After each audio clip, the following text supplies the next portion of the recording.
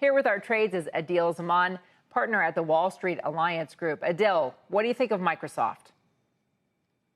Great to be with you. So I think that, generally we feel that the bar is set so high for these big tech companies, given the monster rally that they've had, that anything short of a wow earnings report is going to be met with a sell-off. And this is what we saw with Microsoft. I think one of the concerns has been that they're spending too much on AI. We actually view this as a positive because the AI business is on pace to clear about 10 billion annual run rate by next quarter, which will make it the company's fastest division to reach that mark. So they're doing a great job in monetizing AI. We like the company here. For us, this would be a buy. All right, let's talk a little bit about Uber, shall we? Also under pressure today, down 11% after the company's third quarter gross bookings fell below estimates. Aadil, your thoughts on Uber, not as a product, but as a stock?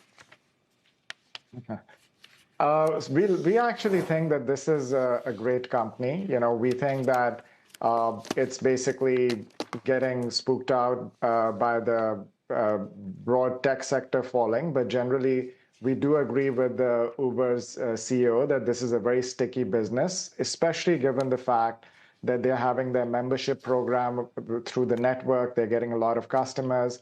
And what we really like about Uber is their diversified mix of business. They're doing really well on the delivery business, especially with acquisitions like Postmates. So for us, this would be another stock that we would say buy.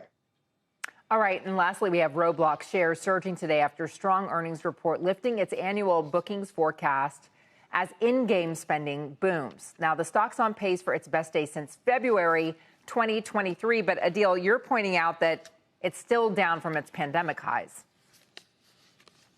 Yes, absolutely. I mean, this for us, we would stay away from it. We don't really like this company that much, so for us, this would be a sell.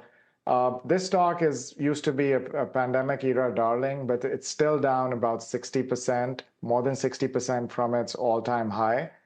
Part of the reason is that their costs tend to be higher than other competitors because they're catering to their target audience is 13 years and younger. So they have to spend a lot more on things like cybersecurity.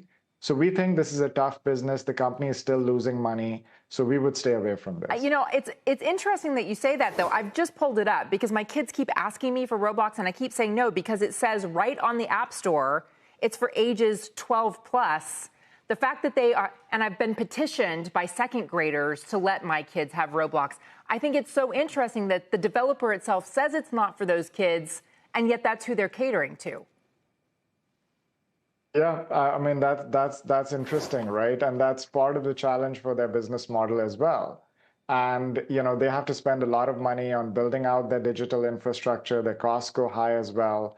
So I think they're just better places in the market to be right now because there's so many other opportunities.